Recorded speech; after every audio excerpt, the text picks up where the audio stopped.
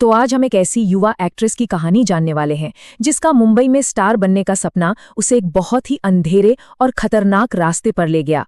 चलिए इस पूरी कहानी को करीब से समझते हैं। देखिए, ये कोई मनगढ़ंत कहानी नहीं है, बल्कि एक सच्ची घटना पर आधारित है। इसे एक चेतावनी की तरह समझिए, खासकर उन लोगों के लिए जो एंटरटेनमेंट इंडस्ट्री में अपने सपनों का पीछा कर रहे हैं। ये कहानी याद दिलाती है कि कामयाबी के शॉर्टकट की कीमत अक्सर बहुत भारी होती है। तो कहानी की जो नायिका है, उसका नाम है अदिति, और उसकी ये यात्रा शुरू होती है दिल्ली से, जब वो उम्मीदों से भरी हुई सपनों के शहर मुंबई पहुंचती है। अदिति एक ऐसे परिवार से थी जो सोच से तो काफी खुला था, लेकिन आर्थिक रूप से थोड़े तंग हालात थे। टैलेंट उसमें भरपूर था, लेकिन उसके अपने शहर में मौके नहीं थे। तो बस यही सोचकर वो मुंबई चली आई कि एक नई शुरुआत करेगी। मुंबई आने का जो शुरू का उत्साह था, वो जल्द ही एक तरह की प्रोफेशनल फ्रस्ट्रेशन में बदलने लगा।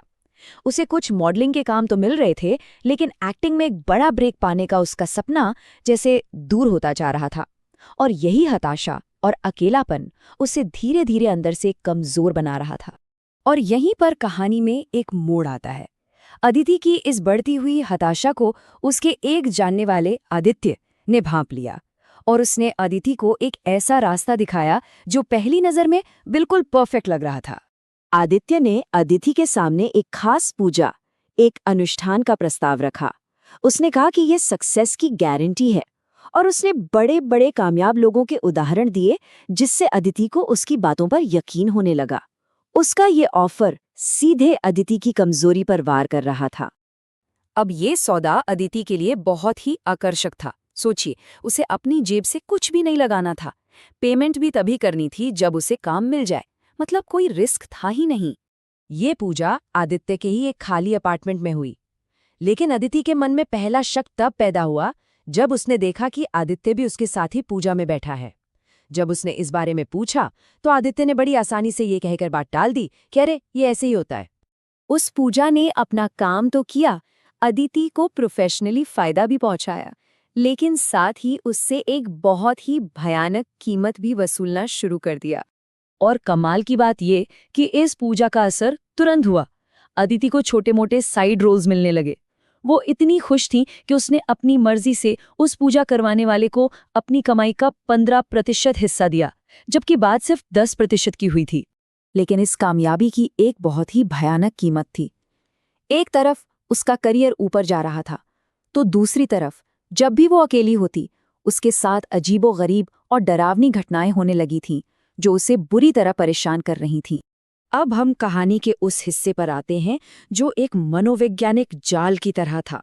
दरअसल ये जो डरावनी घटनाएं हो रही थी, ये सिर्फ डराने के लिए नहीं थी, ये निर्भरता पैदा करने के लिए, कंट्रोल करने का एक तरीका थी। पैटर्न बिल्कुल साफ था। जब भी अदिति अकेली होती, उसे भयानक सिर दर्द होता, उसका शरीर कांपता और वो डरावनी चीजें महसूस करती। लेकिन जैसे ही आदित्य उसके पास होता, सब कुछ एकदम नॉर्मल हो जाता था। उसे लगता था कि आदित्य के साथ वो ज्यादा कॉन्फिडेंट और सेफ महसूस करती है। और देखते ही देखते कुछ ही महीनों में ये निर्भरता इतनी बढ़ गई कि वो पूरी तरह से आदित्य के काबू में आ गई। आदित्य ने उसे बाकी सबसे एकदम अलग कर दिया, और आखिरकार वो सब कुछ हासिल कर लिया जो वो हमेशा से चाहता था। मतलब साफ था, ये जो अजीब हमले हो रहे थे, ये कोई इत्तेफाक नहीं थे। ये एक सोची समझी साजिश थी। उसे मजबूर करने का तरीका था, ताकि वो हमेशा आदित्य के कंट्रोल में रहे।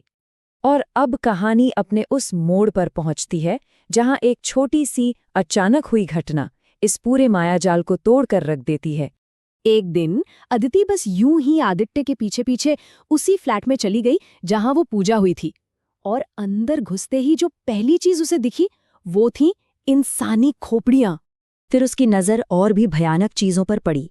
अजीबोगरीब मूर्तियां और पोस्टर जो किसी काली पूजा से जुड़े लग रहे थे। वहां भगवान की एक भी तस्वीर नहीं थी। और तभी उसकी दिमाग में बिजली की तरह ये ख्याल कौंधा।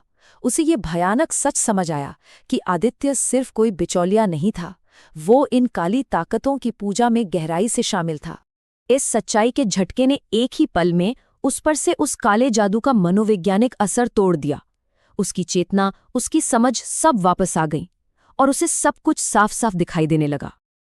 अब जब सच सामने आ चुका था तो बारी थी इस जाल से बाहर निकलने की।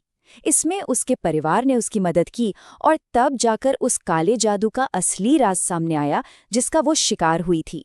जब उसके परिवार ने एक अनुभवी तांत्रिक से सलाह ली तो उन्होंने फौरन पहचान लिया कि अदिति पर वशीकरण किया गया था, मतलब किसी की इच्छा को अपने वश में करने का एक बहुत शक्तिशाली मंत्र।